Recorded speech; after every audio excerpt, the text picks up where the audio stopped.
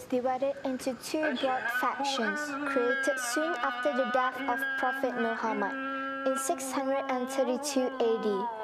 Throughout the centuries, their differences have led to bloodshed. So what is it about, actually? Well, the split can be traced back to the question of who will inherit the leadership of the Ummah after the Prophet Muhammad wafat. So from there it emerged two camps. People who believe that Abu Bakar was the rightful caliph, and those who believe that Ali, because of his connections with the Muhammad's family, that he should be the rightful caliph. So that was where it all began. After that, the situation after the Prophet's passing was very intense, right? There were wars, even the battle, the infamous battle of the camel, where even Aisyah took arms and led the war, right? So it was a very unstable and precarious time, because for the longest time they had a prophet who communicated God's message. After he passed away, the question was, well, how are we going to continue that leadership? How are we going to continue that vision, the Muslim vision, in this world without a leader? Right? So from there, you had these two camps emerge. The camp of Ali, which eventually became the Shi'ah, as we know today. And then those who believe that the succession of the leadership was fair. Abu Bakar, Omar, Osman, Ali, there's no need to question that. We accept that. And those people, that tradition eventually became the Sunni tradition that we know today lah. Tak kira Sunni dengan Syiah sepakat bahawa Sayyidina Ali adalah khalifah. Cuma Syiah meletakkan khalifah yang pertama. Sunni meletakkan khalifah Ali juga. Tapi giliran yang keempat setelah khalifah Abu Bakar, Omar dan Osman. Okey. Kita tanya Syiah, kenapa mengatakan Sayyidina Ali adalah khalifah yang pertama? Syiah akan mengatakan bahawa Nabi telah bersabda, dan sabda tersebut terdapat di dalam riwayat-riwayat, di dalam hadis-hadis yang mana Syiah bawa sebagai dalil. So if the division is merely political, the fight for succession, why the incredibly deep hatred between the two? The answer lies in the Battle of Karbala, 50 years after the death of the Prophet Muhammad. Here at the Battle of Karbala, his own grandson, his own flesh and blood, was brutally decapitated, his head lopped off, as his small army was decimated by a huge caliphate army. Kita lihatlah sejarah, adakah satu sejarah yang berlaku di mana peperangan berlaku 30,000 tentera berhadapan dengan 72 orang. Satu peperangan yang tak boleh digambarkan sama sekali. Kan? Yang akhir sekali berkesudahan dengan pembantaian cucu cicit Nabi Muhammad SAW. Sekitar lebih 20 orang cucu cicit Nabi dibantai dalam satu hari. Jadi kita bayangkan anak cucu kita dibantai di satu tempat 30 orang sekaligus. Kemudian kita nak cerita ini Sunni, ini Syiah. Ini satu benda yang sama sekali tak dapat diterima. Kan? Umat manusia tidak dapat menerima perkara ini dijadikan satu pertikaian mazhab. Kerana ini bukan cerita mazhab, ini cerita kemanusiaan. Tapi apa yang berlaku ke atas cucu Nabi sesudah Nabi wafat pada tahun 11 Hijrah, pada tahun 61 Hijrah, 50 tahun sesudah Nabi wafat, bagaimana cucu Nabi dikeroyok, dipenggal kepala, kan? Dan cucu cicit Nabi yang lain, termasuk yang kecil yang dirobek telinganya, ditarik untuk semata-mata untuk diambil anting-anting. Ini boleh lihat dalam peristiwa. Saya tidak mau sentuh banyak perkara ini, nanti ada sebuah orang cuba untuk contohnya, kerana banyak tuduhan-tuduhan saya lihat di sekitar tajuk inilah. The all-defining battles of Karbala, when a huge army of Caliphate defeated in a brutal fashion a small numbers of Imam Hussein's forces, has been repeated over and over again in one form or another over 1,000 years. The brutalities of the Caliphate army spelled a death knell for the unities of Islam and Muslim and ensured divisions of the religion into two warring sects, Sunni and Shi'ah. The conflict is still ongoing all over the world. There is a plea by Muhammad Kamil Zuhairi Abdul Aziz, the chairperson of the Shi'ah Center in Malaysia, Hausa Al-Ridha, that the events of Karbala should not be a cause for division, but for unity of all Muslims regardless of mazhab. Minta tolong supaya jangan dilibatkan isu sunnah Syiah di dalam perkara ni. Jadi umat Islam kena kembali kepada Rasulullah sallallahu alaihi wasallam, kembali kepada Al-Quran tanpa mengira sentimen mazhab.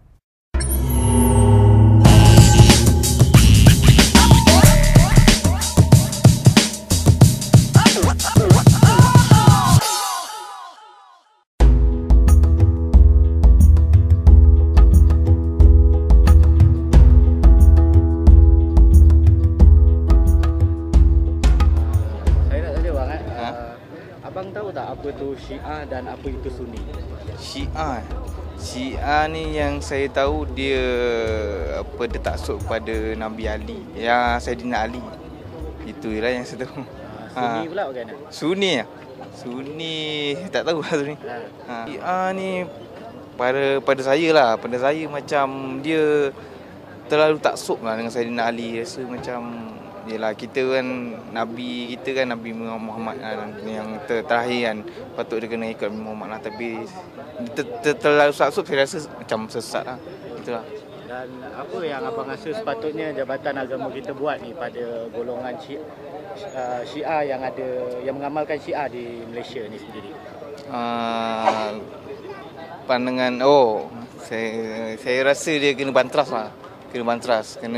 Mungkin kena ambil tindakan kat dia ke, bahawa ajaran tu tak betul. What Shi'ah and what Sunni? Don't know? Well, don't feel too bad about it.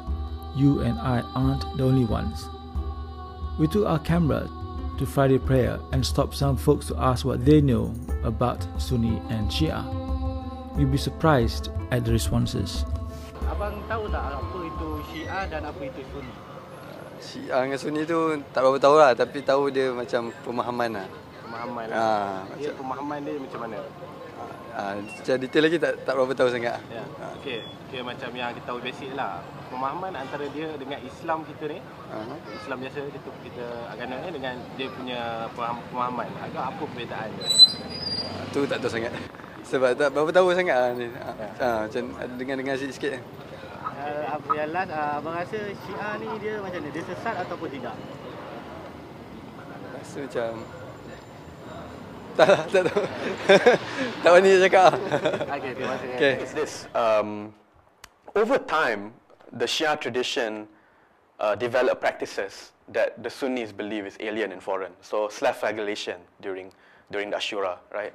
The images after the fall of Saddam Hussein, you saw this migration of pilgrims. Every time during Ashura, they would go to Karbala and they would engage in the practice of self-flagellation, which is completely foreign to Sunni practices, right? And then there's also the controversial issue of mut'ah, which is temporary marriages. So Sunnis tend to point to these to show that, look, this is sesat, you know. But again, the question here is we cannot let these small things obscure us from the real issue, which is the question of leadership of the. Dan Syiah, kedua-duanya adalah bahagian daripada masyarakat Islam lah. Jadi ada yang bermazhab Sunni, ada yang bermazhab Syiah. Kan? Jadi sebenarnya perkara Sunni dan Syiah ni, sebelum kita pergi lebih jauh lah, membuat penelitian tentang perbezaan di antara kedua-duanya, pertama sekali kita nak katakan bahawa kedua-duanya adalah dari satu keluarga. Jadi sebelum ianya berbeza, ianya adalah maksudnya mempunyai persamaan. Itu pertama yang pada pandangan saya kita perlu tekankan. Jadi sekarang ni ramai orang menimbulkan contohnya isu sehingga menjadi perdebatan. Tak kira lah sama ada dalam bentuk lisan ataupun dalam bentuk penulisan, atau di dalam alam cyber. Jadi dah seolah-olah macam satu benda yang kecoh pula, Sunni Syiah. Yang ditimbulkan ialah perbezaan. Sehingga lupa yang di situ ada persamaan. Sebelum berbeza, ianya bersama. Bersama di dalam mempunyai Tuhan yang Maha Esa, iaitu Allah Subhanahu Wa Taala. Sunni pun bertuhankan Allah yang Maha Suci. Subhanallah, Maha Suci Allah.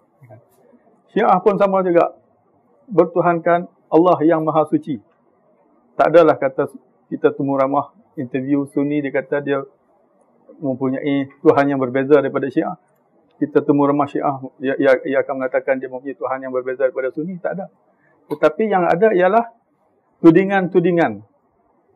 Mungkin kita jumpa sebahagian orang yang akan mengatakan bahawa Syiah mempunyai kepercayaan sedemikian tentang ketuhanan. Tetapi kalau kita pergi cari seorang yang pakar, yang ahli di dalam pegangan Syiah, i'tiqadat Syiah, sesuatu yang berbeza daripada tudingan yang kita dengar. Baru-baru ni, kecoh. Sehingga di dalam akhbar keluar buletin-buletin yang khas, maksudnya sehingga 4-5 muka surat mengatakan Syiah percaya bahawa Tuhan itu jahil. Kita pergi carilah Syiah yang bukan alim ulama lah. Satu Syiah yang bukan alim ulama, Syiah yang biasa, yang bukan mempunyai pendidikan agama pun, dia akan merasa pelik. Bagaimana kita mengatakan Tuhan itu jahil, sedangkan Allah Subhanahu Wa Taala Tuhan yang maha sempurna. Sifat kejahilan itu bertentangan dengan sifat kesempurnaan.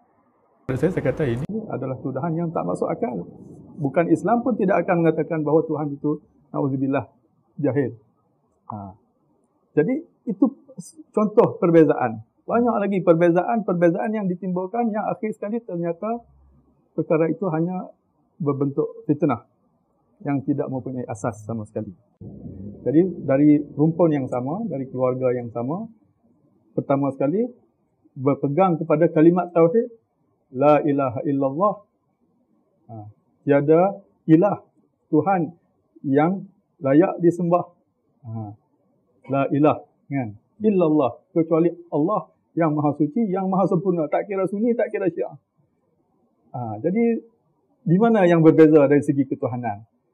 Adalah perbezaan yang berbentuk juz'i, yang berbentuk, orang kata, contohnya bila nak berbahas di dalam ilmu kalam, dia macam-macam dalam fikiran dia. Dia kata macam kalau Syiah tu, kalau dia mengucap kalimah syahadah tu, dia masukkan nama Saidina Ali. Kalau orang Syiah tu solat, dia kata dia ada letak batu dekat depan. So this kind of perception dan has never been corrected. Padahal itu bukan batu, itu tanah. Jadi kalau diperhalusi hukum hakam fiqh atau di dalam ahli sunnah pun, Imam Syafi'i pun mempunyai kenyataan yang menyatakan afdal sujud di atas bumi. Boleh rujuk kitab Imam Syafi'i di dalam kitab ahli sunnah sendiri. Jadi apa yang dilakukan oleh orang Syiah, sujud di atas tanah, dengan apa yang ada pada mazhab Imam Syafi'i, afdalnya sujud di atas bumi adalah sesuatu yang sama, yang tidak bercanggah. Cuma masalahnya, kita dah di sini biasa sujud dalam masjid dengan kapet, dengan permaidani. Bila kita tengok orang sujud bawa tanah, sujud di atas tanah, jadi sudah menjadi benda yang menjadi bahan tuhmahan. Sedangkan kalau dirujuk kitab-kitab fiqh di dalam mazhab Syafi'i sendiri pun ada persamaan dengan Syiah. Sembah berhala. Kami menyembah Allah SWT yang Maha Esa. Jadi mustahil kami menyembah batu. Kami mempunyai akidah tauhid, berpegang pada keesaan Allah Subhanahu Wa Taala. Jadi apa yang kami lakukan ialah sujud di atas tanah seperti yang ada di dalam mazhab Imam Ja'far Sadiq, cicit Nabi, yang menjadi guru kepada imam-imam mazhab yang lain, yang mempunyai pengiktirafan kata-kata daripada imam-imam mazhab yang lain. Tanah Karbala, yakni tanah tempat makamnya Sayyidina Husain, kan? Tetapi apakah tanah tersebut daripada Karbala menjadi penyebab kepada kesyirikan? Kita tanya orang tersebut, kenapa dikatakan sebagai syirik? Kenapa tanah Gombak tidak syirik contohnya? Kalau tanah dari tempat lain tidak syirik. Jadi itu terpulang kepada akidah orang tersebut. Kenapa kita bila sembahyang kita sujud di atas gambar masjid tidak syirik? Kerana kita tidak ada etikat tentang ketuhanan apa yang berada di hadapan kita itu. Kita sujud di atasnya, bukan sujud kepadanya. Berbeza. Imam Syafi'i pun mengatakan afdal sujud di atas bumi, bukan kita sujud kepada bumi. Kerana orang Syiah bukan sembah tanah, bukan sembah batu, tetapi sujud meletakkan tempat yang paling mulia di atas tempat yang seolah-olah bagi umat manusia secebis tanah yang tidak ada nilai. Maka simbolik berhadapan dengan Allah yang Maha Agung, kita meletakkan kepala kita, anggota badan yang paling mulia, sebagai kemuncak perhambaan, kemuncak penyembahan kita kepada Allah SWT. Sejak akhir-akhir ini pun kerap kita dengar kadang-kadang menyatakan tentang kenabian, sehingga ada yang menuduh Syiah mengatakan bahawa sepatutnya wahyu turun kepada Sayyidina Ali, tetapi silap turun kepada Nabi Muhammad sallallahu alaihi wasallam. Jadi ini samalah seperti perkara yang kita sebutkan tadi. Ini adalah satu fitnah lah, satu tohmahan. So, sekiranya ada yang mempunyai akidah yang sebegini, yang mengatakan sepatutnya wahyu turun kepada, tak kira lah Sayyidina Ali ataupun orang lain sesudah Nabi Muhammad, jadi orang ini bukanlah orang Islam. Jadi tidak tergolong daripada golongan muslimin. Jadi kami Syiah adalah sebahagian daripada umat Islam. Jadi kami tidak mempunyai akidah yang sedemikian. Nabi yang terakhir ialah Nabi Muhammad SAW, seperti yang difirmankan oleh Allah Subhanahu Wa Taala, khataman nabiyyin, kan? Bahawa khatam, penutup segala nabi-nabi adalah Nabi Muhammad di dalam Al-Quran. Jadi kalau ada satu orang yang mengaku Islam tapi bercanggah dengan firman Allah Subhanahu Wa Taala, di mana keislamannya itu? Tak kira lah Sunni ke Syiah ke apa saja mazhab, kalau dikatakan dalam Islam tidak bercanggah dengan Al-Quran. Jadi ini adalah satu fitnah semata-mata. Kerana Sayyidina Ali bagi kami adalah khalifah, adalah penggantinya Rasulullah, adalah seorang imam, adalah seorang pemimpin setelah Nabi Muhammad SAW wafat. Jadi bukanlah seorang nabi. So why are we still very wary of Shi'ah Islam here in Malaysia? I think it's partly because it has become completely sidelined, overshadowed in the sort of the Malaysian, conception of identity, right? Like, it's sort of like why we're so upset about Jews, but there are no Jews around, or maybe they were at one point, they were expelled. I don't know, right? But because the less we know, the more we react out of fear and ignorance, right? And I think that's the thing with Syiah. A similar kind of way of looking at it, you can apply it to the Syiah case as well, right? We're very ill-informed about Shia Muslim. Most of us don't know any Shias. Most of us find the practices weird, right? So we react out of suspicion, and we take what we hear more seriously than anything that we've really encountered, right? When the right thing to do would be to pause and reflect. The question of Malay politics, right? Malay politics have always been premised on conformity, right? So we have to conform. And whether it's through the feudal institutions, whether it's through racial politics, whether it's through religion in this case, conformity is very, very important. And so anything that's different, we demonize them, and we say that, you know, they have to be corrected into the kind of mainstream way of thinking, right? Which is, they call it sometimes it's called Islam, but most of the time it's just really Malay supremacy using Islam as a way to get people to conform.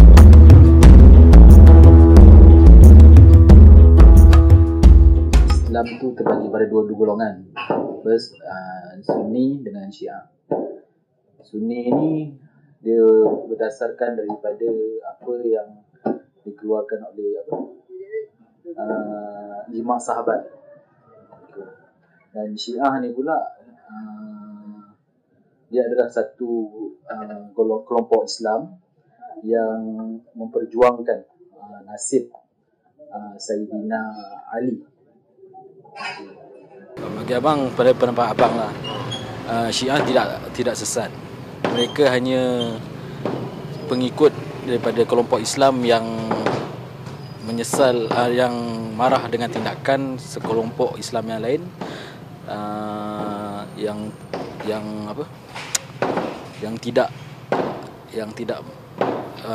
tidak menuntut bela tentang kematian Sayyidina Ali ni. Firstly lah, Islam tu hanya satu. Islam tak berpecah. Islam tak ada Sunni, tak ada Syiah. So apa yang kita perlu fahamkan kepada semua umat manusia, Islam tu hanya satu. Di bawah satu kepimpinan. Okey. Dan Syiah sebenarnya cuma salah fahaman mengenai apa yang telah berlaku. Sekiranya Jabatan Agama Islam dapat kembali membentuk masyarakat ni, saya rasa tak ada jadi masalah untuk menjadi satu masyarakat yang bersatu kembali. Itulah, dia benda ni dah lama benda ni kan. So agak susah sikit. Saya rasa macam kalau boleh tu bagi kesedaran lah, banyak bagi ceramah pasal benda ni semua kan. So diorang boleh sedar lah yang diorang, buatan diorang tu memang salah lah, tak betul lah. Abang ada pernah jumpa ke dengan orang ataupun? Saya tak pernah jumpa, tapi dalam YouTube tu saya pernah tengok banyak lah. Kalau macam diorang buat upacara diorang tu macam nampak macam tak betul sangat lah kan. Dia tak kena lah.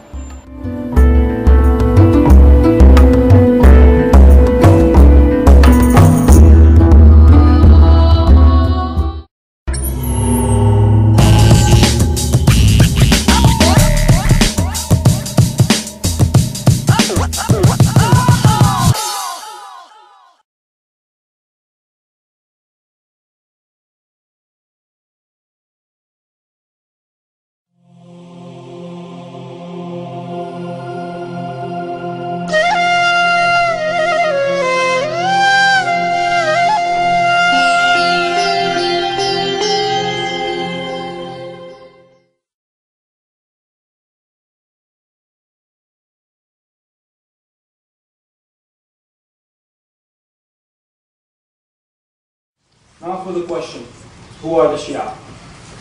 Are they the terrorists of Islam? We know, the extremists. What does the word Shi'ah mean? Where did it come from? To answer all these questions and more, we have a very special guest.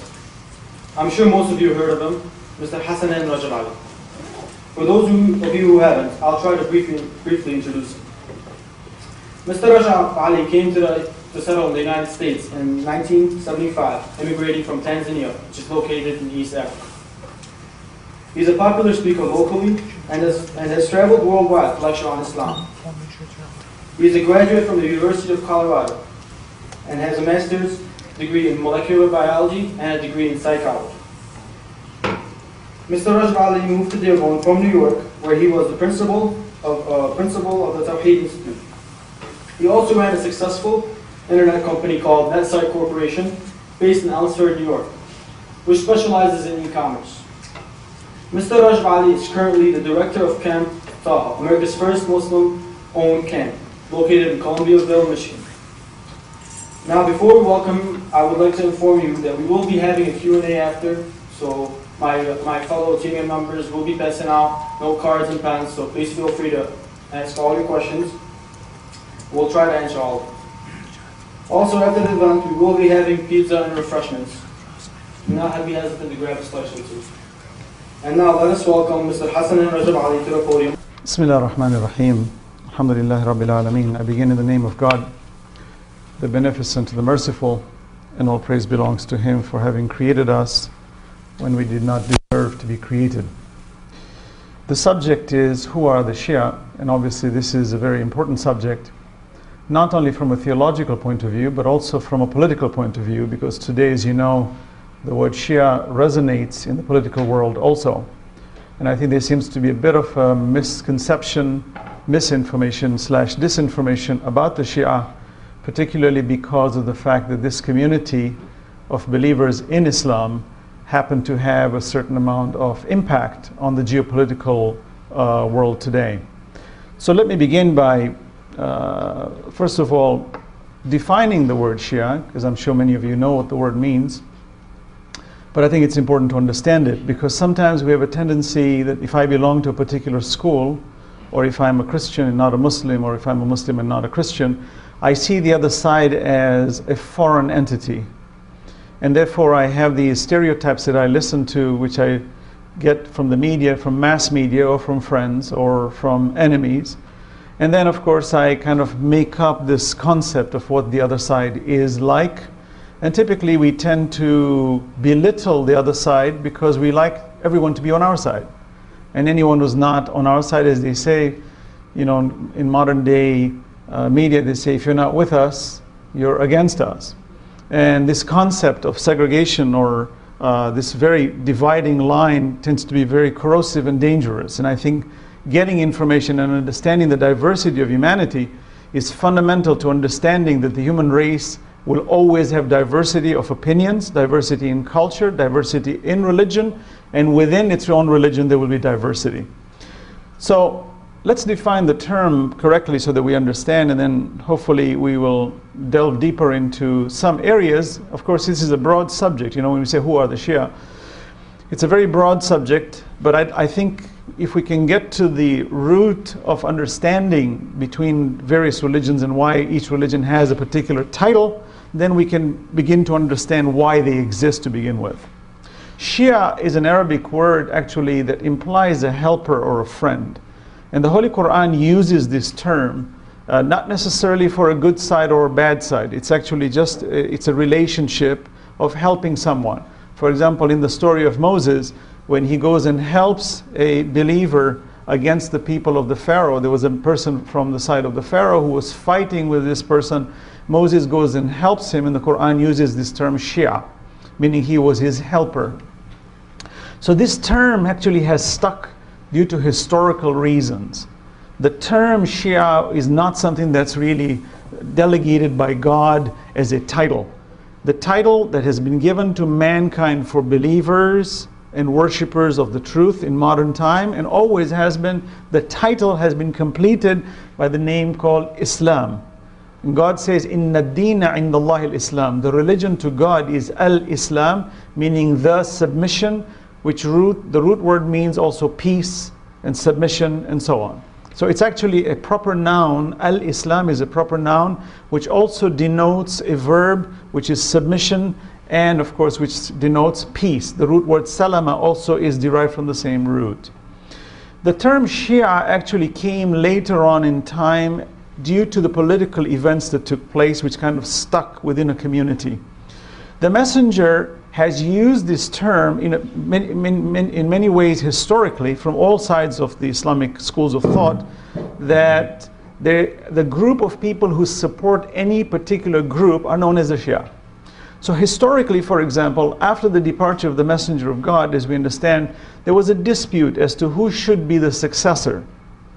Was there a successor appointed? Is there a successor? And if so, who is it? So basically divided into two groups. One group insisted that the Prophet did not appoint someone, and therefore he left it to the people to appoint. And that led to a caliphate that started under the Umayyad Empire, which then led to the Abbasid Empire, which is another empire that ruled for a long period of time. And those who were supporting the starters of these kinds of differences on both sides were known as Shi'ah. So if you supported, for example, Muawiyah, they were known as the Shi'ah of Muawiyah. And then those who were with Ali, they were known as the Shia of Ali. And as you know, Ali was the son-in-law and cousin of the Holy Prophet. But understand that this relationship, many of us in the modern times tend to think that when we talk about lineage and we talk about relationships and cousins and son-in-law, somehow something creeps into our heads with the thought of royalty. It's almost like saying, well, isn't that what royalty is all about, where a king, the prince inherits the king? Is this something like that? What are you talking about? In fact, it's not. From an Islamic point of view, inheritance due to lineage is not within the principles of God.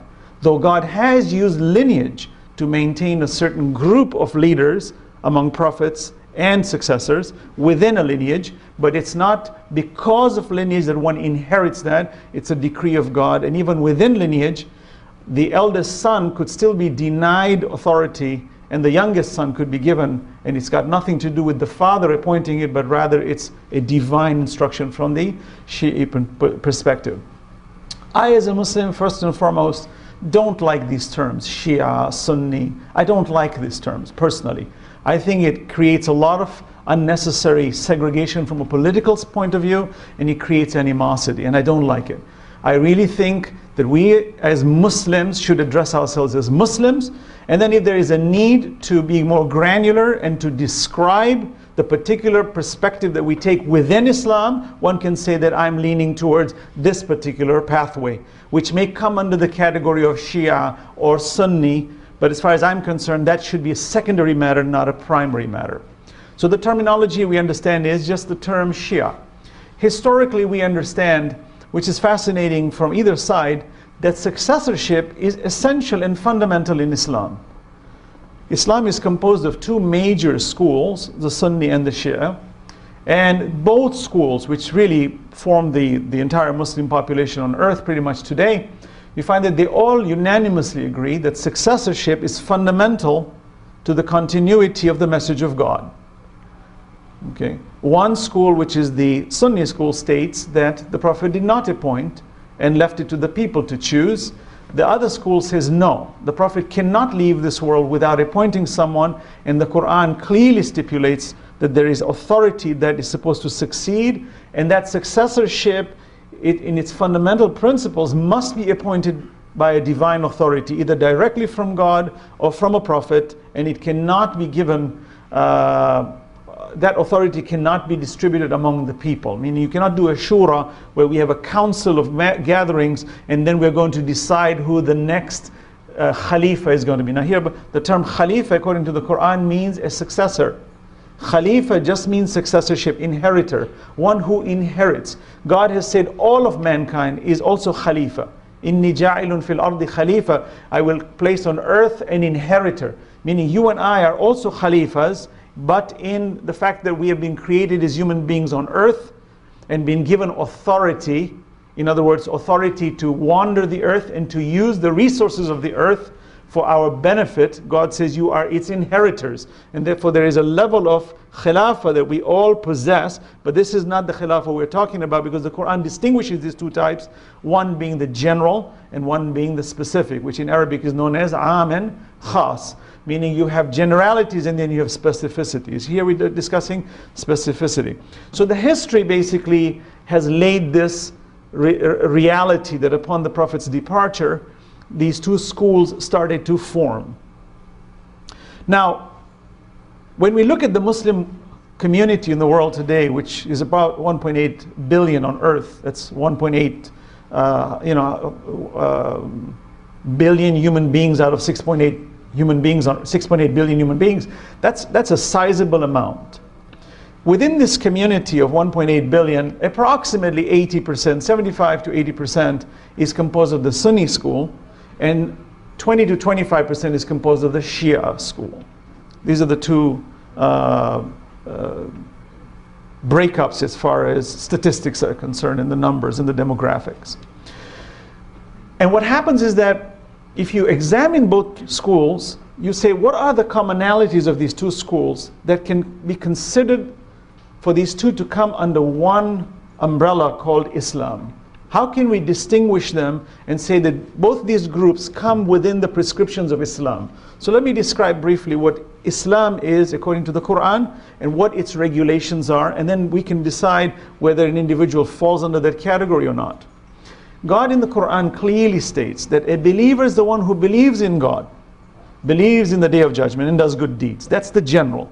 Then the specifics in the Quran describes that a believer is one who believes in God and the messengership of the Holy Prophet and all prophets preceding him, and that the messenger of God, Muhammad sallallahu alaihi wasallam, peace be upon him and his family, is the last and the sealer of prophets. If you believe in that, then you have become a Muslim. And therefore, for you to accept Islam, you must bear witness to two things: that there is no God but one God, the absolute one God, who has no children, he does not beget, nor is he begotten.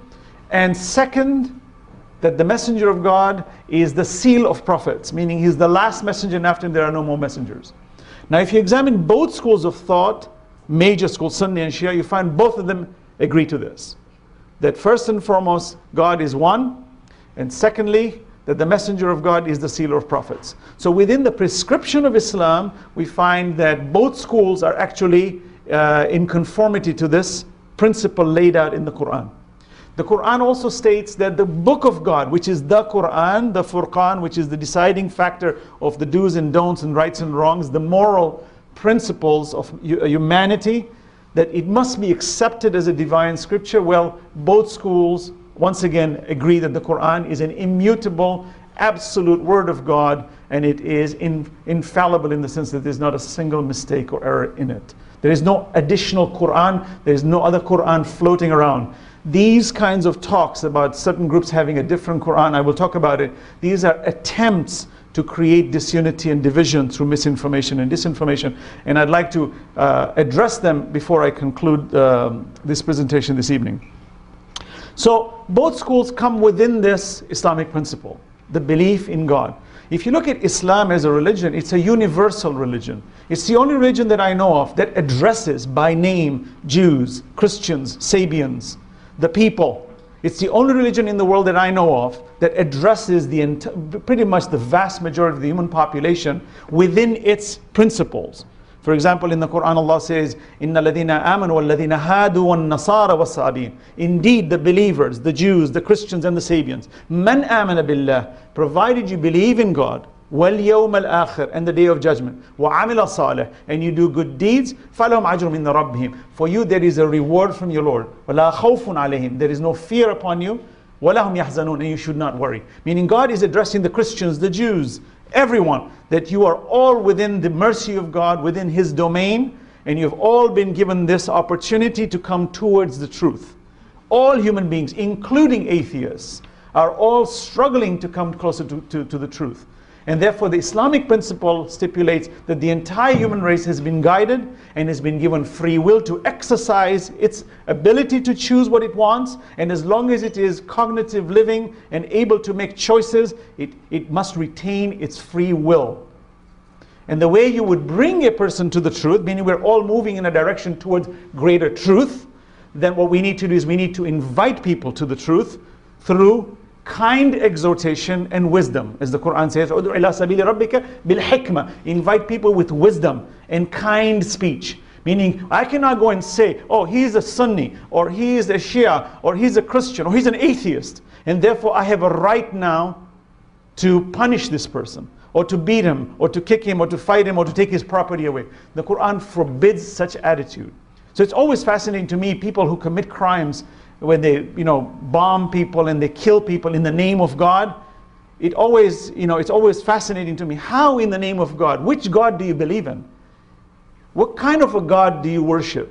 A God who is so venomous that goes around and segregates His own creation and causes chaos and havoc among themselves by His command. That's an absurdity.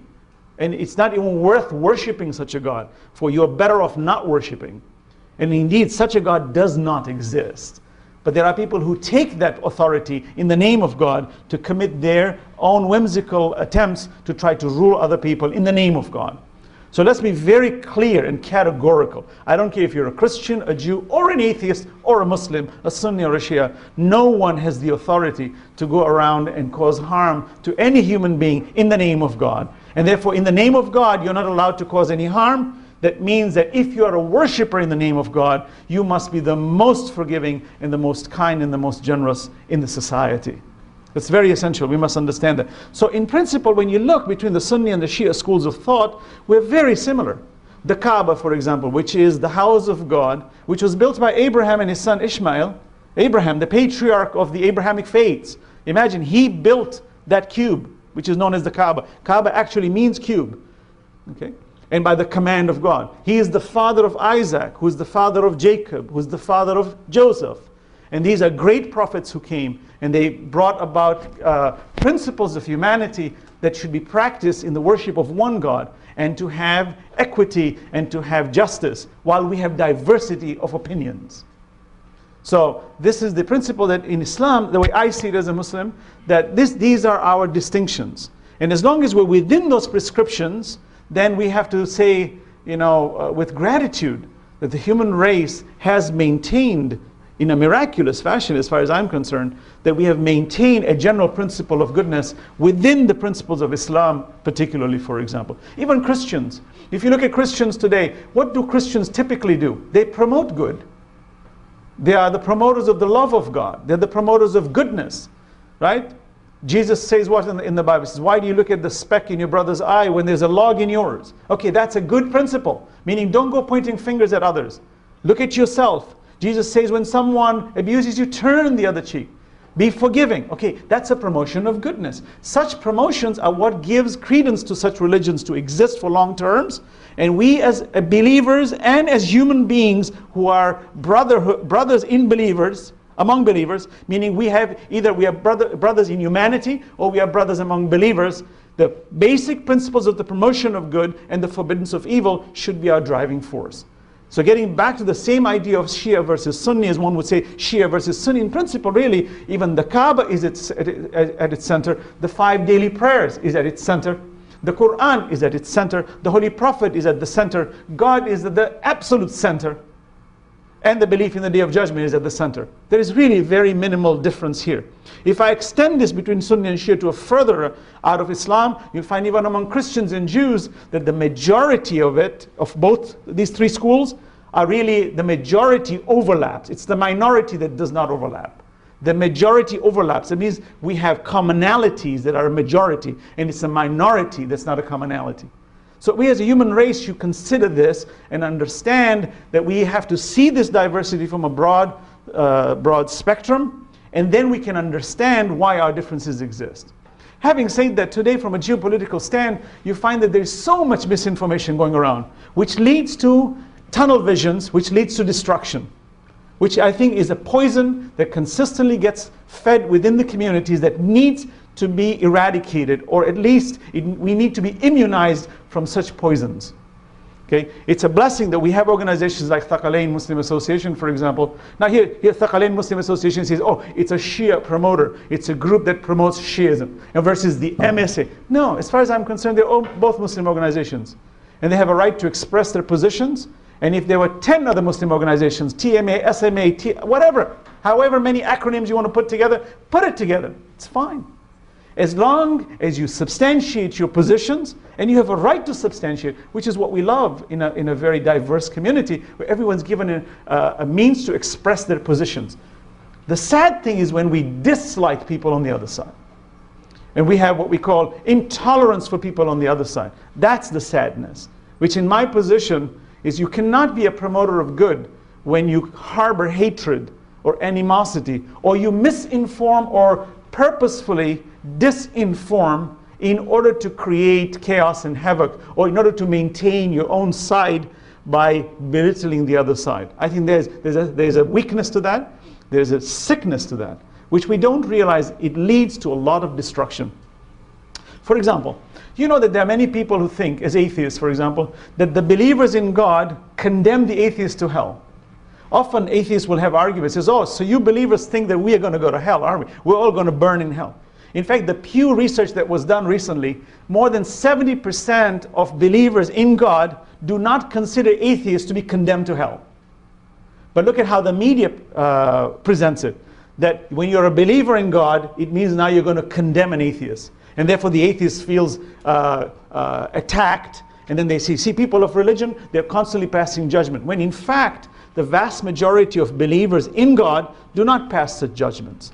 So we must understand that, so that we have a better understanding of each other, and that our diversity is better managed. Okay? Now, what is the misinformation? For example, you will see that Shi'ah faith, the name Shi'ah in modern, especially in the Western world, is presented in a very fascinating way.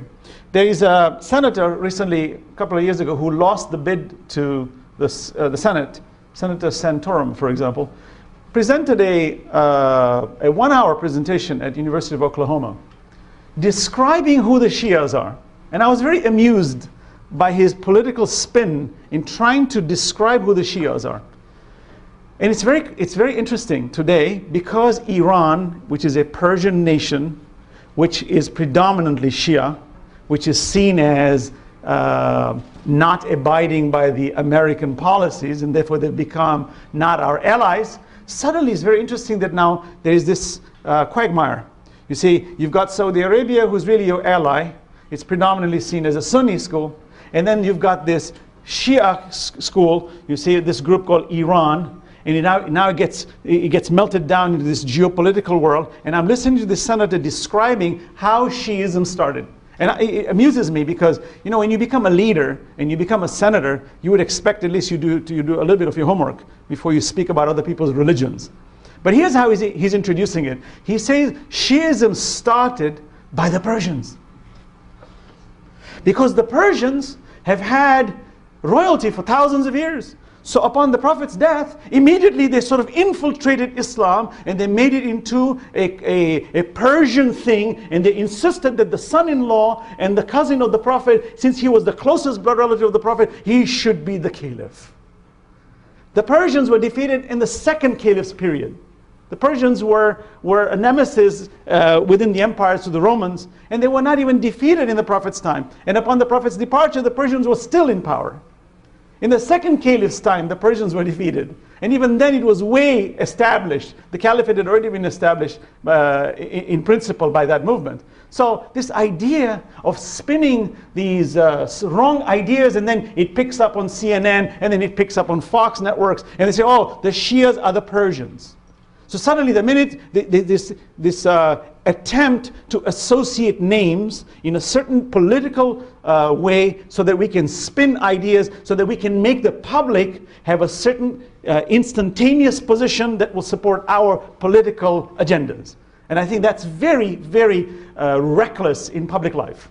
For any leader to do that, I don't care if it's a Muslim, Shia versus Sunni, Christian, you talk about Catholics versus Protestants, I don't care. If you start igniting divisions at this level, and then a life gets taken as a result of that foolishness, then we are held responsible for such foolish attitudes.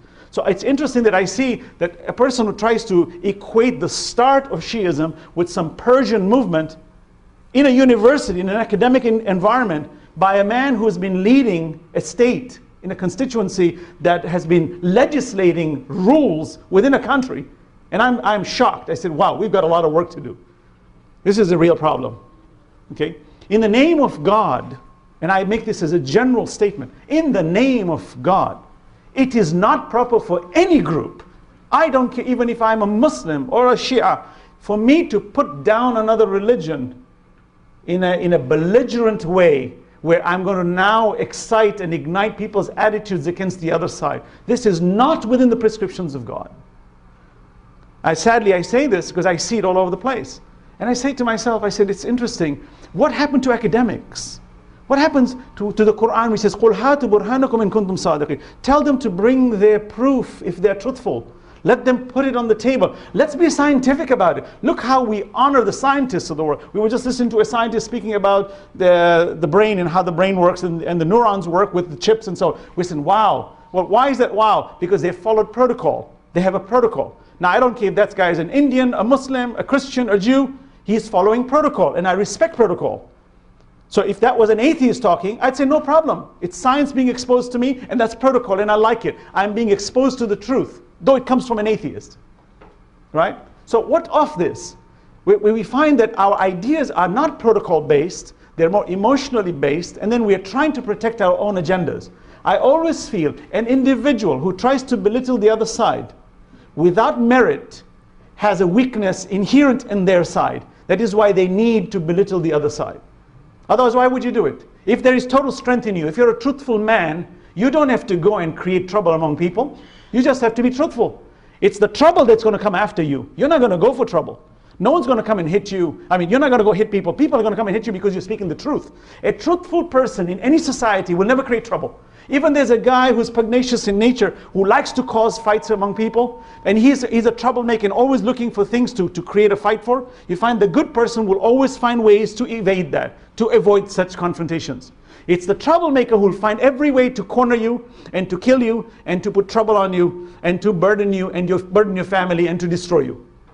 But a worshipper in God who knows the other side is definitely wrong. In fact, the other side is actually preaching venomous ideas. Even then, a believer in God does not embark on moving towards that enemy by hitting them or by writing false ideas about the other side. It's impossible. It doesn't make sense to me. So when I go on the web and I see wonderful sites that have so much information, then they have this link, groups, Shia, beware of Shias. What is this now? I said, wow, look at this site. So much work has been done. It's so beautiful, the amount of work that has been done to educate the community about the principles of Islam. And then suddenly this little poison pill has to be sitting there. And you press on it. I said, well, if I was on that side, would I be doing such a thing? Do I have to warn you? Hasn't your mind been taught the wrong and right? And at what level should I warn you? Yeah, if that group goes around killing people, it's creating all types of clandestine movements that are very dangerous to the growth of the community. Yes, warn the people. Oh, watch out for the Christians. You know, you need to be aware of them. Watch out for the Jews. What nonsense.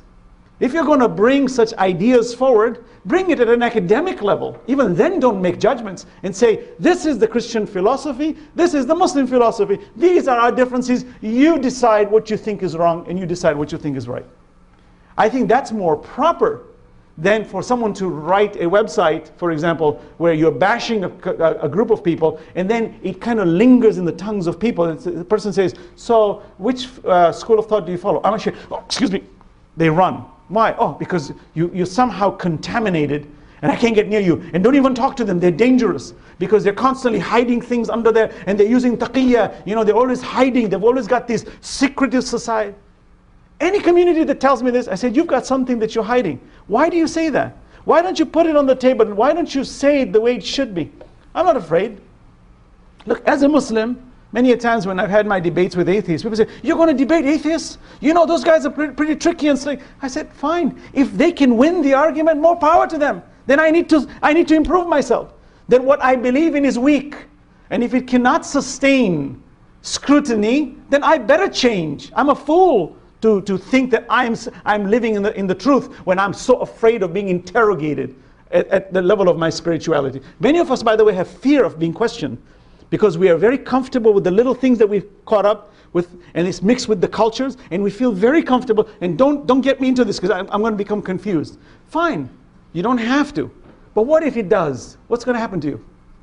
So let us be broad-minded and open and look at the reality of what the world is all about, and to say that this kind of information, misinformation, is very, how would I say, it's very regressive in nature. And this was not the principles of the Prophet. For example, in the history of the Prophet's life, you find people used to call him magician. They called him a madman. But his character didn't change. As much as negative information was being spread against him, he was consistent. And when people saw him in the flesh, they were so impressed by his presence that they said, if you are the madman, then I want to follow this person. Because I have never seen a better person like this. Historically, during his period of time, he used to melt hearts. That was the way the quality of all prophets were. Even when Jesus walked this, even when Moses walked this, Abraham, these people touched lives in a positive way. They didn't go around and saying, that person you should hate, and this group you should avoid, and that person is an enemy. The Prophet wasn't like that. Even when he made treaties with the Jews who didn't like him, even then he treated them well. All this information out there that the Prophet was very quote-unquote Semitic. By the way, this always interests me, anti-Semitic. Semite is an Arab too, you know that. Okay, the Arabs who come from the region are known as Semites. So this anti-Semitism just doesn't make sense to me. If an Arab is an anti-Semite, then he's against his own self. It doesn't make sense to me. But somehow these names have been categorized for certain groups with certain ideas. But in my opinion, anti-anything has to be very carefully measured. And anti-what? Okay, anti-evil, yes, it's good. To be anti-murder, anti-destruction, very good. Progressiveness is very essential. So what we find is that the Messenger of God even did not have such attitudes, and we have to be very broad-minded in understanding that these two schools of thought are here to stay. The diversity is here to stay. But I think it is prudent on our part, regardless of what school of thought we belong to. If you're a Shi'ah, we must look at the Sunnis and the Christians and the Jews and everyone around us with dignity. And we must validate academically their positions and to say, that person believes in that. If I were born a Christian in that family, what would be the probability that I'd be a Muslim today? Low, if I'm a Muslim. What would be the probability that I'd be following the same school of thought? Very high. Well, in that case, then I must respect that. For the human race follows what their families have given. And our objective as a human race is to share our differences in order to bring people towards humanity. So what we find is that in principle, and I'm going to conclude right now, that you find that this school of thought known as the Shi'ah is very marginalized. I know, because as a follower of Ahlul Bayt, I consider myself, I am of course a Shi'ah, and I don't have anything to hide on that, but I don't like to perpetuate that idea because it doesn't really serve the purpose unless it's done at an academic level. Someone says, okay, you're a Muslim, now what's your persuasion? You know, how do you pray? Who do you follow? Who do you follow after the Prophet? I said, oh, I follow Ali ibn Abi Talib. Why? Oh, because I believe God commanded him to be the successor. No humans can choose that. The Holy Prophet clearly appointed him, not only at the end of his mission, but in the beginning of his mission. In fact, the Quran clearly commanded the Prophet to warn his near ones first. وَانْذُرْ عَشِيرَتَكَ الْأَقْرَبِينَ. Warn your near ones first. That's the principle of the Quran. You find in the Quran, prophets took over control, they inherited other prophets. They were inherited by other prophets. The Quran mentions that unanimously. You find Solomon inherited David. You find Joseph inherited Jacob. You find all these great prophets all inherited. Aaron was the brother of Moses. They were both prophets in the Quran. Even in the biblical terms, they were prophets of God. So what you find is, it's within a family. And they've been chosen as a family branch. Abraham being the patriarch of the Abrahamic faiths is nothing new to us all. It's within a family. So it's not royalty per se, it's divinely ordained within a family. And therefore, from that position, you find that God had to have appointed succession to Muhammad, says that it was expedient, it was extremely essential that a leader be established upon the Prophet's departure, because Islam was nascent in its stages, meaning it was just being established. Many people who were pagans, who were idol worshippers, had just become Muslims, and their faith was very weak. They were really at a crossroads. They weren't really completely committed to Islam, and therefore it was very shaky, and a leader was essential in order to guide it. Every nation needs a good leader. We know even during times of war, for example, even in the United States, no president has ever lost an election in the period if elections took place during a war. Why? Because its citizens always consider that maintaining the same leader is a sign of authority, which maintains stasis within a period of war. Meaning the enemy should not see you weakening by you changing leadership. So imagine, upon the Prophet's departure, it's extremely essential that a leader be established. And therefore a leader was established by the command of God. And it was clearly stipulated in the Quran and in the Hadith. And we know that the Messenger of God, before his death, clearly appointed Ali ibn Abi Talib before his death. And the hadith of this particular event, known as the hadith of Ghadir, which is happening now in the month of Dhul Hajj, which is this period when the Messenger of God appointed his successor, was so prevalent, it is known as mutawatir. Mutawatir in Arabic means it's the kind of statement of the Prophet that is unanimously accepted across the entire Muslim world, including the non-Muslim world. Because that event was so prevalent, was so conspicuously done, that there is really nothing to wonder about. Now you may ask, well then if that's the case, well, how come we have 80%, 75% Sunni? How come we have such blurry areas about this? We have a division. Understand the geopolitical situation of how things evolve. When a community of people take authority and leadership, what happens is its people tend to follow the ways of the leader.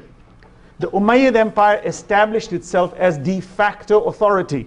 And therefore the name Shi'ah remained only for Ali. Although in the time of Muawiyah, for example, okay, who was the first caliph of the Umayyad Empire, you find that they were known as the Shi'ah of Muawiyah and the Shi'ah of Ali. But because Muawiyah became de facto authority, you find the name Shi'ah on that side fell, and what remained was the Shi'ah of Ali. And today the Shi'ahs are known because of that. Otherwise, this name even would not have existed. And remember, names only exist because there's a contrarian point of view. If you were the only human being on earth, probably you would not have a name. But as soon as there's a second human being, now you have to identify yourself. Such identification becomes an inherent characteristic of exposing your quality versus another person. That's the only reason. So we're not here to cause names and to break them into various names in order to cause division, but there's a natural phenomenon of having names in various sizes. Even Ahl Sunnah wal Jama'ah evolved much later in time. It wasn't in the time of Muawiyah. Although Muawiyah had a system of Sunnah, but that name did not solidify until later on in time. So what we find is that because the Umayyad Empire became the de facto empire, which ruled for almost 90 years, which was then taken over by the Abbasid Empire, which was once again ruling for a long period of time, they all proclaimed and maintained the caliphate according to this Sunni school of thought, and therefore it became prevalent in that community that more people would follow that. Now if you look at the world today, demographics, and I'll conclude on this, if you look at the Middle East, the Shia and Sunni population is very close to almost 50-50, maybe 60-40, Sunni Shia, in the Middle East. When you go further out of the Middle East, you find the ratios change drastically. Indonesia, if you go to any areas outside of the Middle East, you'll find that the vast majority tend to be Sunni. Why is that? But what happens is they tend to follow whoever is in command at the central authority, and therefore they tend to follow. You examine today in the Christian world, you find the majority of the people among Christians are Catholics. Why? Because the Catholics ruled for the longest period of time, and therefore they are a majority. The Protestant faith started later on in time. The United States, for example, has more Protestants. But still, Catholics are a majority on earth. Why are they majority? If you ask a Protestant, they'll tell you historically this is because they ruled for the longest period of time, and therefore people followed that particular school and particular ideology. So in conclusion, it doesn't make one school right over the other because of majority versus minority. We're not here to debate the majority issue, but we're here to understand the demographics of why these two schools of thought exist and what do they actually imply. I hope I've made some headway into this and hopefully do justice to the subject. This is a very broad subject, obviously, which requires a lot of discussion, but nonetheless, I think it's important for us to understand that we have to, from whichever school of thought we belong to, we must have, and I'm concluding on this, we must have a broad vision to understand and respect diversity. I always say this, and I'll conclude on this: God is the one who created us all. He has authority over the entire universe. He owns the universe. And many a times you and I think, I need to go and do God's work and make everyone follow my way. Everyone should follow my way because I want to do God's work. Because God told me, make everyone follow the truth according to what you think. And I always smile about that. I said, God could have done it himself. And even you and I going around cannot make everyone to follow our way. Then what is the real mission behind it? Diversity is here to stay. And you and I better accept it and understand that difference of opinion, even among identical twins, is never the same for everything. And that's here to stay. So let's learn to agree to disagree agreeably. Thank you very much. Assalamu alaikum.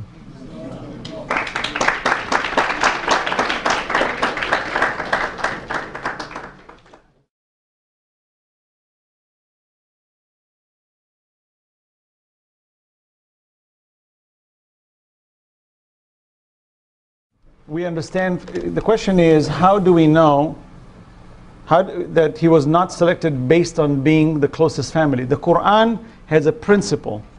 Allah says, مَنْ ذَا الَّذِي يَشْفَعُ إِنَّهُ إِلَّا بِإِذْنِهِ. Who can intercede on behalf of God except by His permission? One.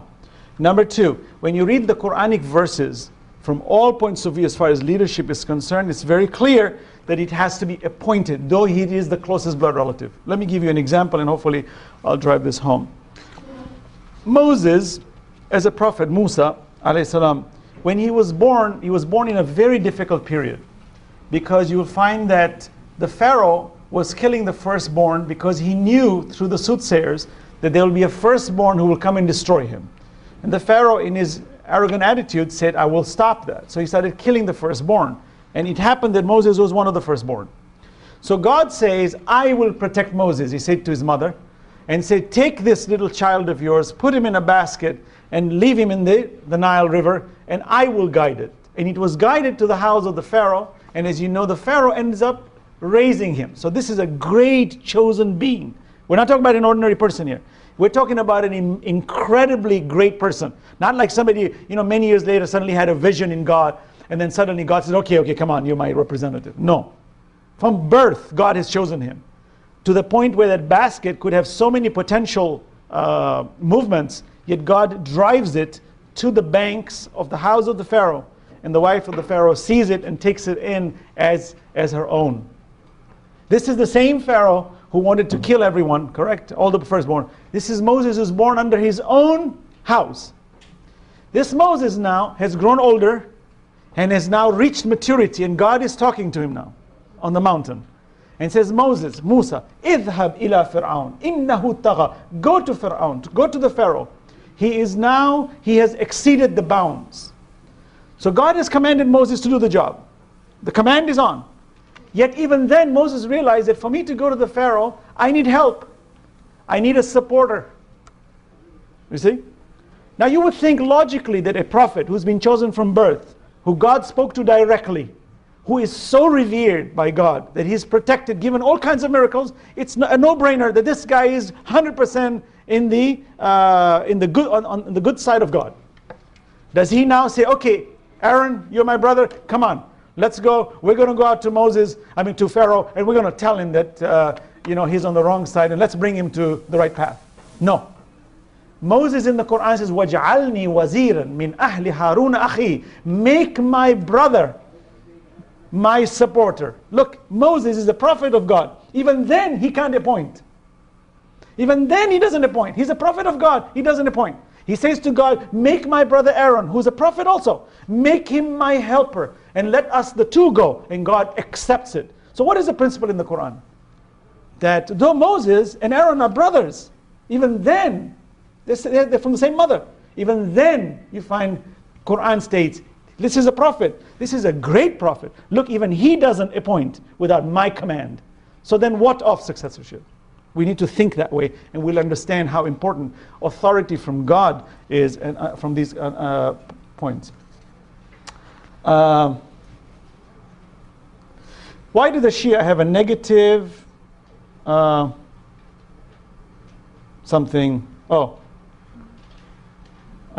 connotation towards Abu Bakr Siddiq and Aisha when they were the Prophet's close companions? Wouldn't Rasulullah know better than us? Very good question, excellent question. Having a negative connotation has to have validity. If it is not substantive, in other words, for me to dislike somebody on the opposite side because they happen to follow someone I don't like, there is no authority for such an individual to have such hatred. To have negative connotation here, okay, to exercise this negativity has to be highly conditional. Let me give you an example. We're talking about Abu Bakr, who was the first caliph, meaning he took the caliphate when in fact from the Shia point of view, Ali should have been the successor, right? So now you have a dispute. So let me give you an example of how the very man whose authority God gave was taken from him. What did he say? And how did he behave? And this is really a lesson that we all need to learn. Whether we're Sunni or Shia, we need to learn this lesson from this angle. You find that there was a man from the children of Israel, Bani Israel, who came to him and said, look, your prophet just died and you guys are already disputing about who's the successor. Basically trying to get him excited. And Imam Ali, who is now the authority of God from a divine prescription, he is the authority of God, says to him that we Muslims are united. We believe in one God. We worship, our prayers are intact. Our Quran is intact. Our belief in the oneness of God is intact. Leave us alone. He doesn't go around and say, no, you're right, let's get together and let's fight it out and let's hash it. What is Imam saying? That although the caliphate has been taken, our objective as Muslims is to protect the principles of Islam. The difference of opinion, we can talk about it. It is very clear that these were, Abu Bakr was definitely a companion of the Prophet, but Sahaba understand one thing. Within the principles of Islam, and this is something very important for us all to understand, that just because somebody inherits the title Sahaba, it doesn't necessarily make him right or wrong. So if I say, for example, he was a Sahaba of the Prophet, it doesn't mean anything. Sahaba in Arabic, Sahaba in Arabic means a person who is in close proximity to you, the one who's living by you, the one who met you, the one who sat next to you. For example, you find Joseph, a great prophet in the Quran, is imprisoned. He is now with two prisoners with him. Both these prisoners were disbelievers. They did not worship God. Both of them. Yet you find Joseph addresses them as Ya Sahib as-Sijn. Oh my companions in prison. He doesn't say, he calls them Sahib as-Sijn. Sahaba here in the Quran means my companions. You find in the Quran, God mentions people who will enter hell. Ulaika ashabun nar. They are the companions of hell. Okay, again Sahaba, the word is used. Ulaika ashabul Jannah. They are companions of paradise. You notice the Quran is ambivalent. Okay, it doesn't take a position as far as what Sahaba means. So we have to be careful that just because history is told us Sahaba, it doesn't make all the Sahaba right. We know that there were good Sahaba and then there were bad Sahaba. I'm not passing a judgment as to who's a good Sahaba and who's a bad Sahaba. That's a discussion of a different kind. But my point I want to make clear is sometimes we take blanket statements and think once it comes under there, it's carved in stone and it has to be. And I'm saying no, it cannot be. The principles of the Quran clearly state, just because somebody is a companion, it doesn't mean it makes them special. Okay, unless God mentioned the specialty, then there is specialty. Ammar ibn Yasir was special. The Prophet said, Ammar ibn Yasir is so chosen by God that he will enter paradise with his parents. You find Abu Dhar, who was a companion of the Prophet. The Prophet said, there's no man more truthful under the sky than Abu Dhar. Okay, if the Prophet said that, yeah. Now people might say, well, what about Abu Bakr? The Prophet has stated. That's a discussion in itself. But as a Muslim community, if a particular school of thought believes in the caliphate of such people, we have to be prudent on either side, not to step on other people's emotions and to say, oh, I don't like that guy, and we start making fun of such people. This is not within Islam. If the very man whose khilafah was taken did not do such things, and even when he mentioned it at an academic level, that this is the command of God. If the caliphate is so important, well, what was the rule of the caliphate? How did you guys become the caliphs? Imam Ali asks Abu Bakr, how did you become a caliph? He says, I'm the closest blood relative. In the Saqifa Sahaba of Banu Sayda, he said, I'm the closest blood relative of the Prophet. And I am of the Quraysh. Imam says, I'm closer. And I'm not only Quraysh, I'm Banu Hashim within Quraysh. And the Prophet chose me. So these are the academic discussions. But for me to pass judgment and hatred and condemnation, for example, say, oh, he's going to go to hell. So those caliphs are going to go to hell. I said, who told you this? There is a beautiful story of the Holy Prophet burying a human being, one of the followers, one of his own Sahaba. Here's a Sahaba once again. After he's buried, his mother or his wife started making comments, oh, I can see him in paradise. So the Prophet says, how do you know that? He says, well, Prophet, you're a prophet of God.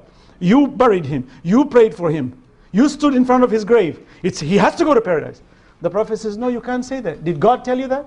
Who told you this? Are you the master of the day of judgment, or is God the master of the day of judgment? Who allowed you to pass such a judgment?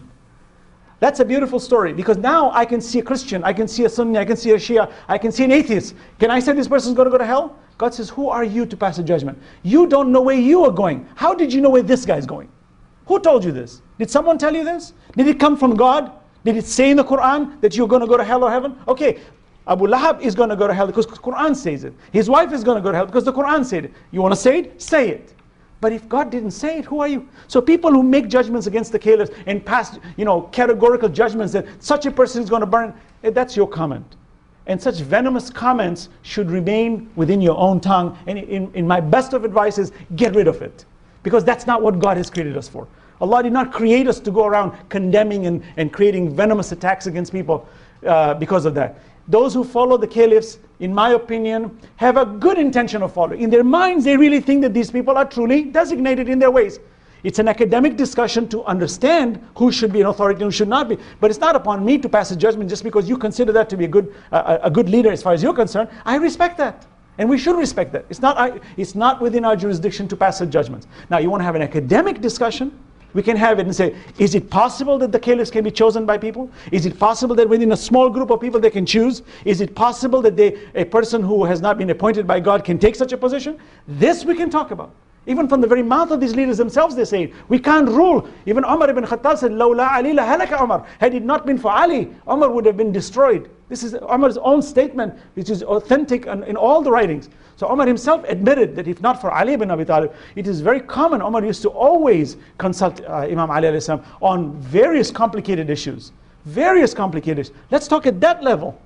And not pass judgment and hatred for each other. What we need to do, even Imam Ahmad ibn Hanbal, who is one of the leaders of the four schools of Ahl Sunnah wal Jama'ah, says that your love for Ahl al-Bayt is essential. It's fundamental. And if you do not promote that love, you are not a Muslim. Now, where did he get that from? It's in the Quran. It's in the Hadith. Okay, then we are all the same. In principle, we are the same.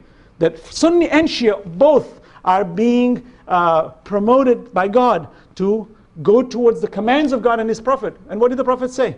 He says, you must get close to my near ones, period.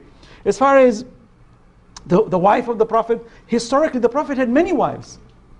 He had 9 to 11 wives, right? More than that. How come the other wives are not being mentioned? Why is only Aisha being mentioned all the time? With due respect to her, why is she the only one mentioned? Did the other wives, they're not good? And people say, look, they were Ummul Mu'mineen. I said, they were all Ummul Mu'mineen. They were all mothers of the believers. By the way, why they call Ummul Mu'mineen? People think, oh, she's the mother, meaning she's got great authority. No. In Surah Al-Ahzab, God says, وَأَزْوَاجُ أُمَّهَاتُهُمْ, the wives are like their mothers, implying you cannot marry them. Once they're married to the Prophet, forbidden for any human being to marry them after that. That's why they become like your mothers. The next verse in the Quran, in the same Surah Ahzab, the 33rd chapter, God says the right of the child from the womb supersedes all. And if we were to consider the wives of the Prophet to be our mothers, then the Prophet should be our father. It's logical, it's rational. Yet the Quran says, مَا كَانَ مُحَمَّدٍ أَبَا أَحَدٍ مِّن رِجَالِكُمْ. The Prophet is not your father. وَلَكِنْ رَسُولُ اللَّهِ. Rather, he is the messenger of God. So that means that if the wives were to be our mothers, then the messenger should be our fathers. God teaches us in a logical fashion that don't think that because we call the wives of the Prophet mothers of the believers, it means they are your mothers. It just means you cannot marry them. Now, do they inherit immunity?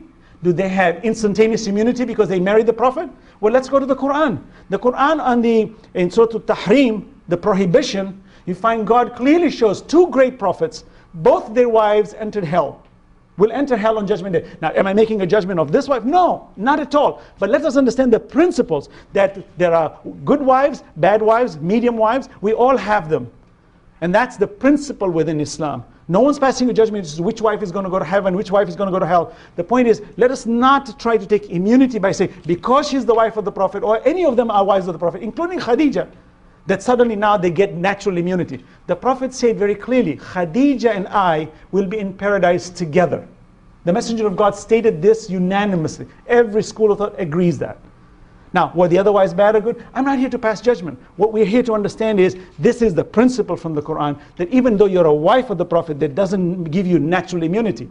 For you find ضرب الله مثلا للذين كفروا امرأة نوح وامرأة لوط كانت تحت عبدين من عبادنا صالحين فخانتاهما.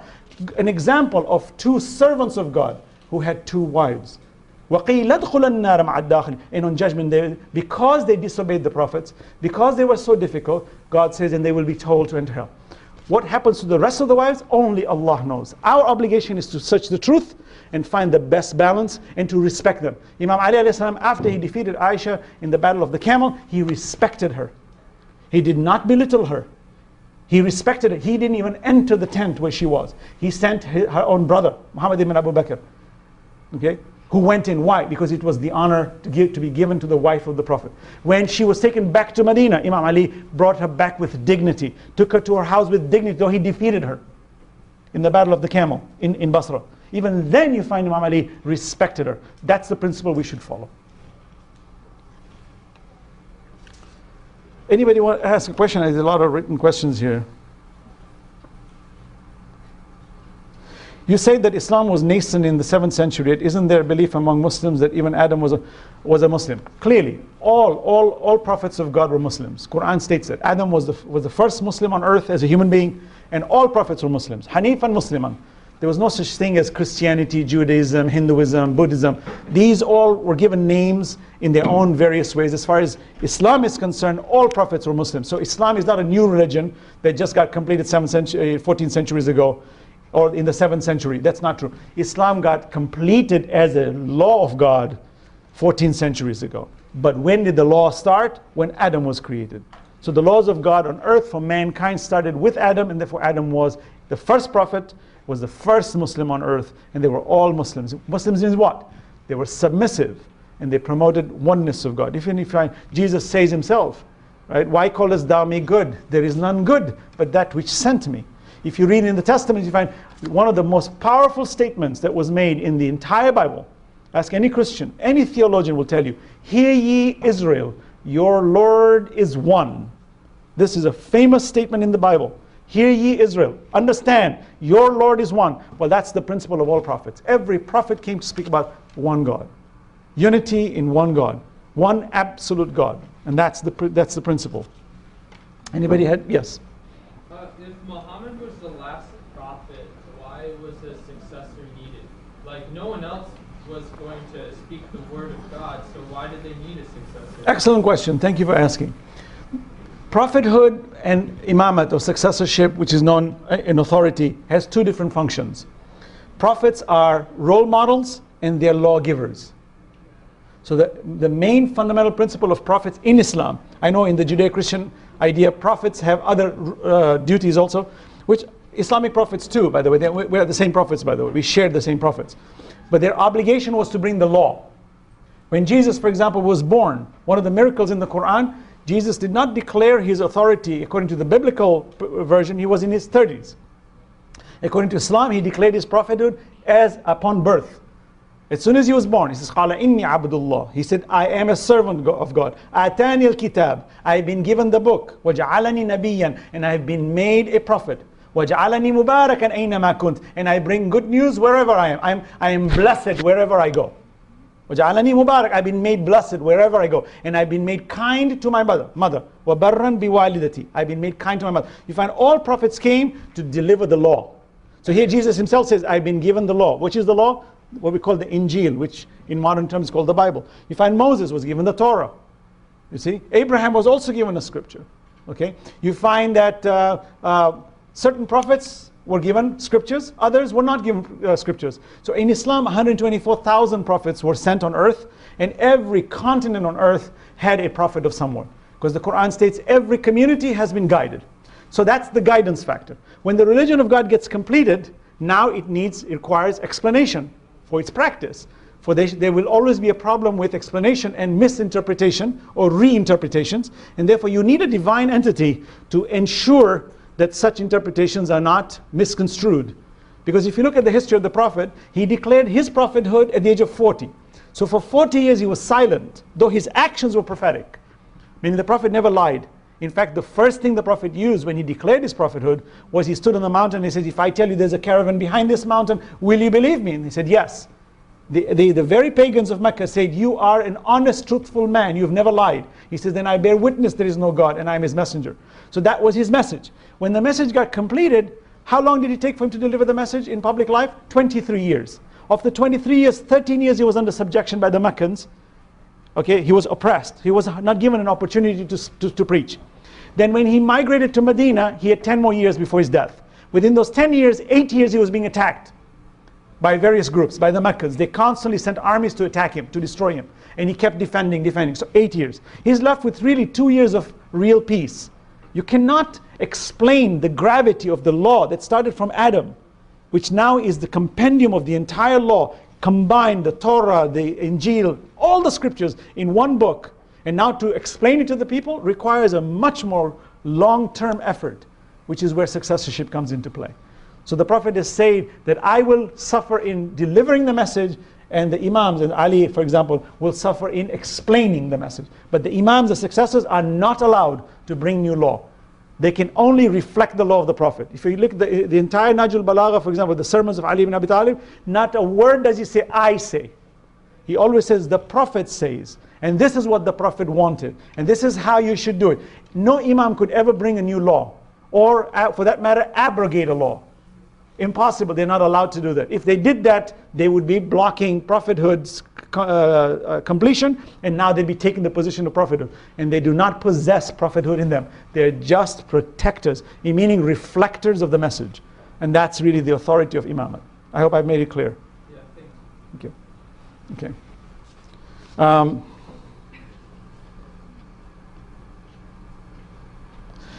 Where would the senator get false information about Shia practices starting with Persian?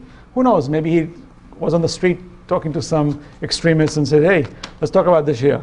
I don't know. And besides, it suits the political front. You know, it's the Persian thing. It's the other thing. And that's the group that's very dangerous in the world today. So we have to watch out for them. Okay, you start this movement. And then the next thing you know, a poor innocent guy gets killed because his name starts with an S. You know, and it's like 9/11, right? After 9/11, what did they say? Oh, yeah, you know, these Muslims, they're the ones who wear the white turbans. Okay, a poor guy in one of the mid-states, you know, is a Sikh. He's not even a Muslim. The poor guy wears a turban because that's his religion. His religion tells him to wear a turban. Some guy from far shoots him, kills him. The poor guy wasn't even a Muslim. That's how dangerous misinformation, disinformation is. You find wars, battles, killings take place because people are ignorant of each other. And I always give this example, and we must think about this carefully, because we need to be prudent as human beings on this earth, and especially as believers on this earth. You know, you and I could be sitting, and I've given this example recently. I spoke at University of Oklahoma, and you can see this, you know, the community is beautiful, wonderful people. I don't care if you're white, you're black, you're Christian, I don't care. It's a beautiful community that we live in. This world is a wonderful community. That's critical for us. Look at this example. Imagine we're sitting in New York City train, right? The train is composed of a cosmopolitan community. Literally. There's a black person, a white person, rich person, poor person, clean person, dirty person, Muslim, Christian, Jew, atheist. Everything you can imagine is in one train. And everybody's looking at each other. Don't look at each other, right? You're not supposed to look at each other. What you're looking at, right? People say, okay, so don't look. So I'm a stranger, you're a stranger. Don't even get near me. And then suddenly the train gets into a crash. Now you're all stuck. Now you need to figure out a way to get out. Suddenly, all these segregations fall apart. We become brothers. Let's, come on, you help me. Yeah, come on, you give me your hand. What happened? That's a black guy. That's a white guy. That's a Muslim. What's happened? Please, these are not important. We're human beings. We need to get out of this train right now. We're suffocating. Oh, really? You were able to give up your faith in God? And your skin color too? Remember the difference between black and whites? Huh? You're not supposed to touch them. No, stupid idea of humankind that we suddenly start to segregate because of various hues of colors, and your school of thought is slightly different from mine, so you know what? You're just my enemy. God said, look at this same creature. When he's about to drown, he looks at everybody as the same. God says, you are all from the same father and mother. Yet you devised all these mechanisms to segregate. When in fact you are humans in brotherhood. What happened to you? So I say, why does a disaster have to take place before we start treating each other well? Why can't we treat each other before a disaster takes place? So that when a disaster does take place, then we treat each other even better. Am I out of time? Yeah, come on, let's talk a couple No. minutes. Oh, couple minutes? I don't really. What are the difference in thought about the Mahdi? You know, the Mahdi concept, the one who will come and establish justice, is a universal principle among all religions. Even Hindus believe in some kind of a person who's going to come and establish justice and equity. This is fascinating to me. Even atheists insist that justice is a fundamental part of our nature. To want justice is a fundamental part of our nature. Okay? And God speaks in the Quran, and in biblical terms too, that there will come His promise, where this earth shall be reversed from the point of view that the predominance of evil will become a minority and the predominance of good will become the status quo and the standard. And that requires leadership, divine leadership, because the complications of establishing such a united front will require divine authority, which is the concept of the Mahdi. Christians believe in the second coming of Christ. The Jews are waiting for the Messiah to come. The Muslims, Sunni and Shia, both agree that the Mahdi will come. In fact, both schools of thought agree that the Mahdi will come from the loins of Ali and Fatima. Fatima, as you know, was the daughter of the Holy Prophet, peace be upon her, and her family. And Ali, as you know, was the husband. And he was, of course, the father of all the Imams for the Shi'ah, the ones who are appointed by God. So you find even both schools of thought do not dispute the fact that the Mahdi will come from that person. And he will come and establish justice. The two schools' difference is Sunnis believe that he's probably not born yet, will be born. The Shias believe he's already been born and he's been in occultation for 12 centuries. And he is on earth among us, waiting for the command of God to reappear to establish justice on earth. I hope I make sense. Yeah, as you know, the TMA is having this fundraising dinner. MashaAllah, I know the TMA group does fantastic work and tries to educate the community. And they, as you know, they're doing a fundraising dinner. I think it's essential, all of us, that we always support good organizations. Any organization that tries to broaden our vision, not narrow our vision, but broaden our vision, should be supported. And I don't care what community it is. It could even be a non-Muslim community. If they're working to broaden vision, we must go there and support. But charity always begins at home. And so those of us who understand the dynamics of how we as Muslims living in this Western society need to reach out to the world to inform them the proper message, I think it's essential that we support such organizations. So I definitely am with it. And I hope, yes, brother, I think this is the final question, then we'll end. You just mentioned that application for quite some time. Do we need an application? Do we need the right of Imam Mahdi? Do we need it? It's God's decree. Just like the same, do we need 2 eyes and not 3 eyes? It's God's decree. It's what is best. So the question is, do we need it? You know, it's situation based. You know, sometimes you find, for example, do we need to kill prophets? No, of course not. We should never kill prophets, right? But prophets were killed.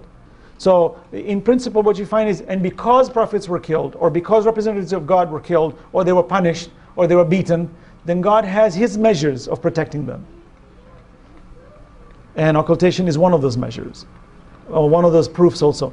And we find that from a theological point of view, the devil is unseen, right? He has been in occultation from the day we were brought on this earth. Very few people have actually seen him in the physical, right?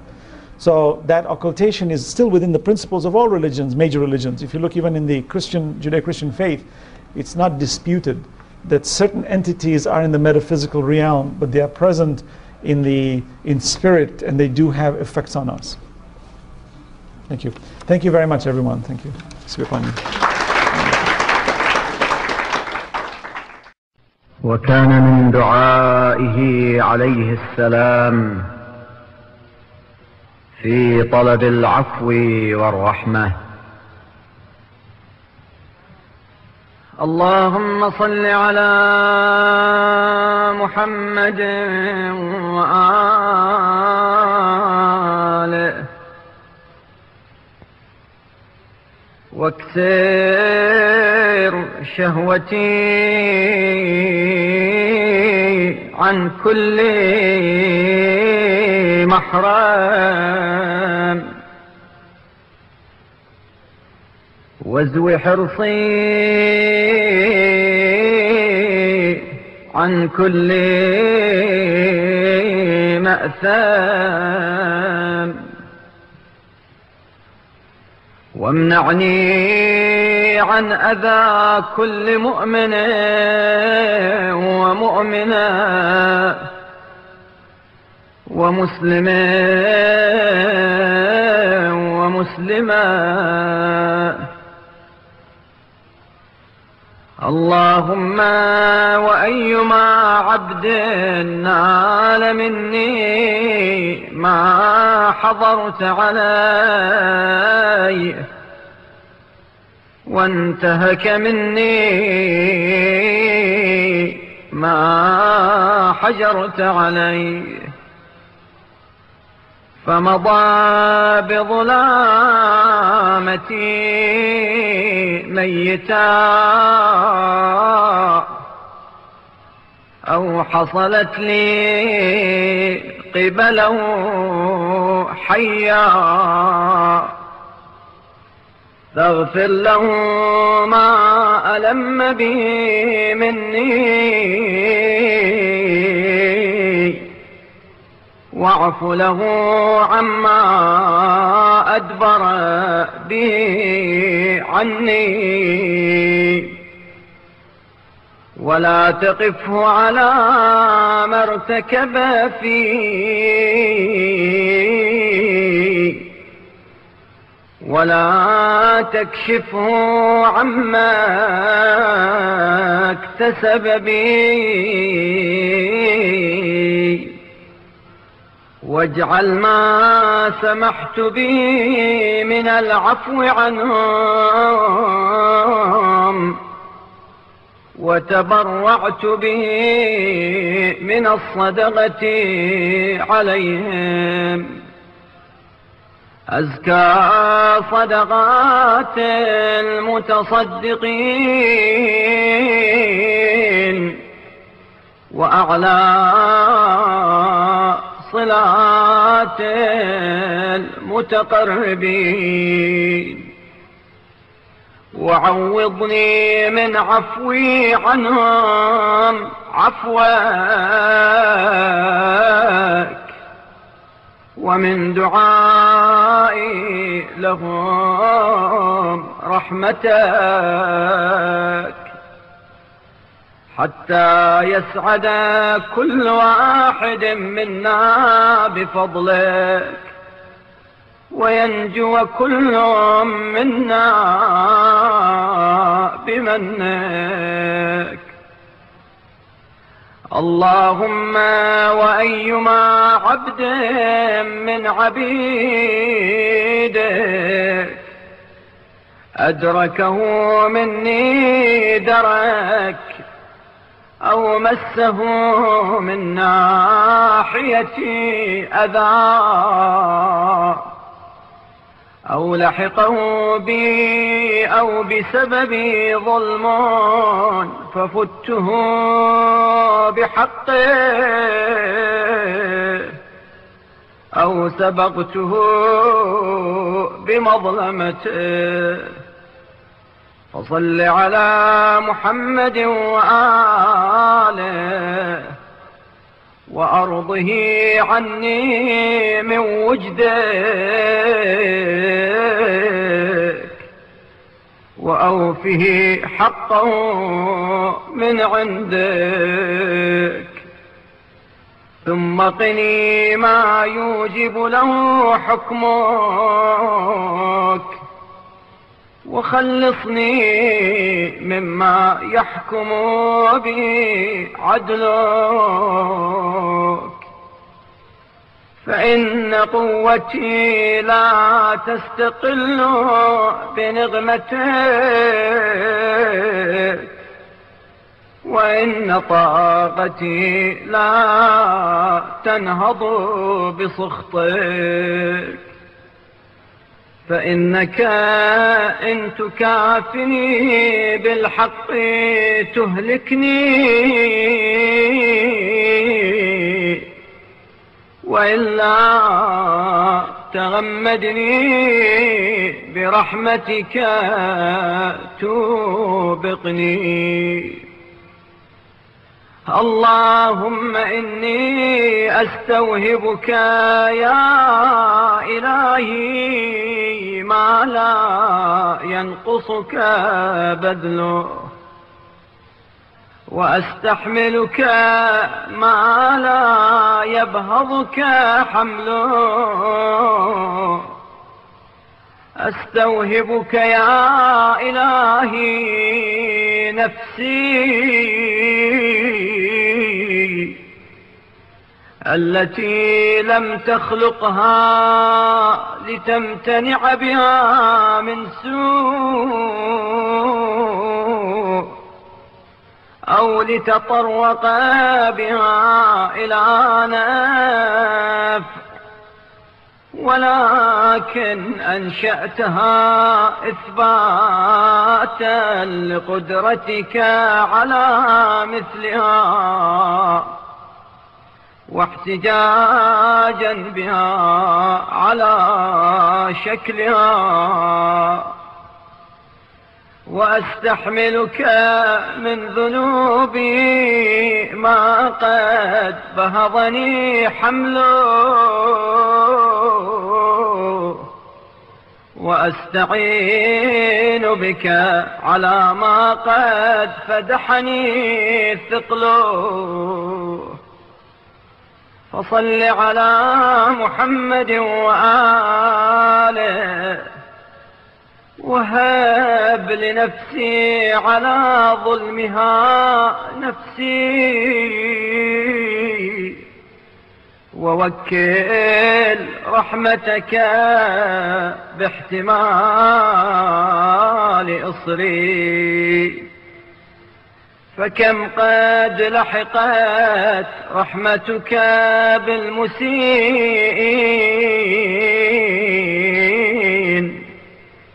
وكم قد شمل عفوك الظالمين. فصل على محمد وآله، واجعلني أسوة من قد أنهضته بتجاوزك عن مصارع الخاطئين، وخلصته بتوفيقك من ورطات المجرمين. فأصبح طليق عفوك من إسار سخطك، وعتيق صنعك من وثاق عدلك. إنك إن تفعل ذلك يا إلهي تفعله بمن لا يجحد استحقاق عقوبتك، ولا يبرئ نفسه من استيجاب نغمتك. تفعل ذلك يا إلهي بمن خوفه منك أكثر من طمعه فيك، وبمن يأسه من النجاة أوكد من رجائه للخلاص، لا أن يكون يأسه قنوطا، أو أن يكون طمعه اغترارا، بل لقلة حسناتي بين سيئاته، وضعف حججي في جميع تبعاته. فأما أنت يا إلهي فأهل ألا يغتر بك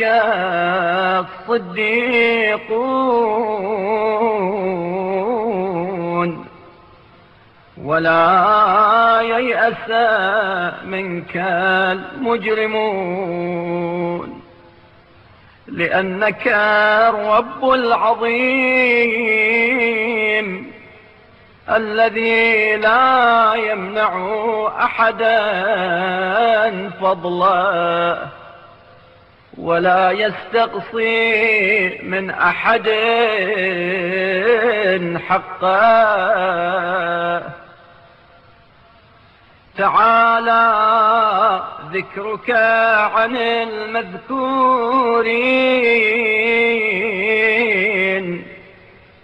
وتقدست أسماؤك عن المنسوبين وفشت نعمتك في جميع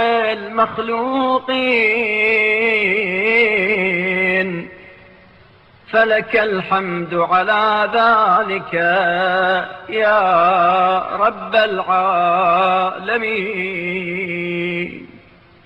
برحمتك يا أرحم